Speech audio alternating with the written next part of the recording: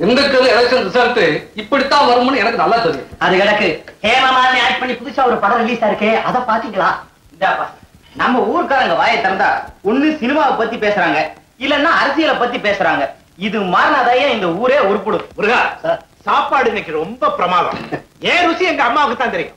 ஆமா, சாப்பாடு ஏன் இன்னைக்கு லேட்டு? அது உங்க தங்கச்சியை பொண்ணு பாக்குறதுக்கு மாப்பிள்ளை வீட்டுக்காரங்க எல்லாம் நீங்க வந்திருந்தாங்க. மாப்பிள்ளை வீட்டுக்காரங்களா? அது யாரு? கற்பகங்காலி முதலாளி மகன் தான் மாப்பிள்ளை. அவங்க அப்பாரு சீர்வரிசையெல்லாம் எக்கச்சக்கமா காட்டுறதுனால நம்ம ஐயா கொஞ்சம் தயங்கினாரு. ஆனா ராதா அம்மா தான் சீர்வரிசையெல்லாம் தானே தரதாக சொல்லி அப்பவே சம்மதிக்க வச்சுட்டாங்க. எல்லாம் நல்லபடியா முடிஞ்சு போச்சு. என்ன மகன் இது வேடிக்கையா இருக்கு? உங்க கூட பிறந்த தங்கச்சிக்கு மாப்பிள்ளையை நிச்சயம் பண்ணிருக்காங்க. ஒப்புக்காக கூட உங்ககிட்ட ஒரு வார்த்தை கேட்கவே இல்லையே. உங்க வீட்டுல உங்க மனைவிக்கு அவ்வளவு செல்வாக்கா? That is too bad. இது ரொம்ப அநியாயம். இந்த அவமானத்தை எந்த ஆம்பளையும் பொறுத்துக்க மாட்டான். I will commit suicide if I am in your place. நீங்க செஞ்சது உங்களுக்கே நியாயமா இருக்கா? ஏன் கூட பிறந்த தங்கச்சிக்கு மாப்பிள்ளை பேசி சம்மதம் சொல்லிருக்கீங்க, என்கிட்ட ஒரு வார்த்தை கூட சொல்லல. ஏன்? உங்ககிட்ட கேட்கலாம் தான் நினைச்சோம். இந்த பட்டத்து ராணி வேண்டாம் சொல்லிட்டாளா? மாப்பிள்ளை வீட்டுக்காரங்க அவசரப்படுத்தினாங்க. தாமதம் பண்ணா வேற பெண்ண நிச்சயம் பண்ணிடுறதாக சொன்னாங்க. நல்ல சம்பந்தம் தவிரிட போகுதுன்றா ராதா சம்மதம் சொல்ல சொன்னா. ஆமா, 10,000 ரூபாய் பணம் கொடுக்க போறவ நான் சம்மதிச்ச பின்னால வேற யார் சம்மதத்துக்கு காத்துக்கிட்டு இருக்கீங்கன்னு இவ சொல்லாம சொல்லிருப்பா. நீங்களும் அதை புரிஞ்சுக்கிட்டு என்ன ஒதுக்கி வச்சுட்டீங்க. இன்னைக்கு இதுக்கு ஒரு முடிவு கட்டியே ஆகணும். எனக்கு வந்த எல்லா அவமானங்களுக்கும் காரணம் என் மனைவி என்னை விட அதிகம் சம்பாதிக்கிறதா. இன்னையில இருந்து அவ வேலைக்கு போகவே கூடாது.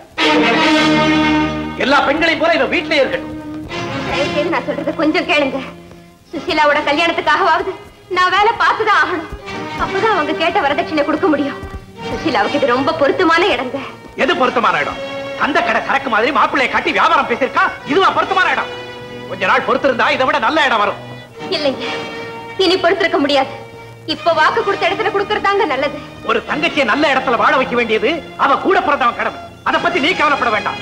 ஒரு கணவனுடைய சொல்லுக்கு கட்டுப்பட்டு நடக்க வேண்டியது மனைவியோட கடமை. முதல்ல நீ வேலையை விடு.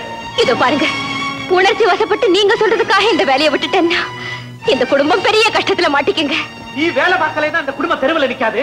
உன் தயவு இல்லாம இந்த குடும்பத்தை என்னால காப்பாற்ற முடியும். நீ வேலையை ராஜினாமா செய். இல்லைங்க, ஒரு பருவ பெண் வாழ்க்கை மேல பந்தயம் கட்டுறதை நான் விரும்பல. சுசீலா கல்யாணம் முடிகிற வரைக்குமாவது எனக்கு வேலை பார்க்க அனுமதி கொடுங்க. இந்த கல்யாணம் நடக்கலன்னா நம்ம குடும்பம் மானமே போயிடுங்க. ஏன் சம்மதம்னு வார்த்தை தானே கொடுத்திருக்கீங்க? நிச்சயார்த்தமா நடந்து போச்சு. எனக்கு தெரியும் சுசீலா கல்யாணத்தை காரணமா வச்சு இந்த வீட்டுல சர்வாதிகார சக்கரவர்த்தினியா உன் சாம்ராஜ்யத்தை நடத்தணும்னு நினைக்கிறேன். ஆனா பொண்டாட்டிக்கு புருஷன் என்னைக்குமே கீழ்பட்ட பிரஜையாக மாட்டான்.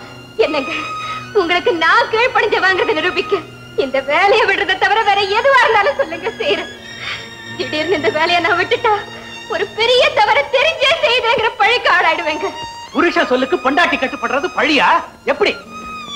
ஐயோ, என்னால சொல்ல முடியலைங்க, சொல்ல தெரியலைங்க, சொல்ல வழி இல்ல.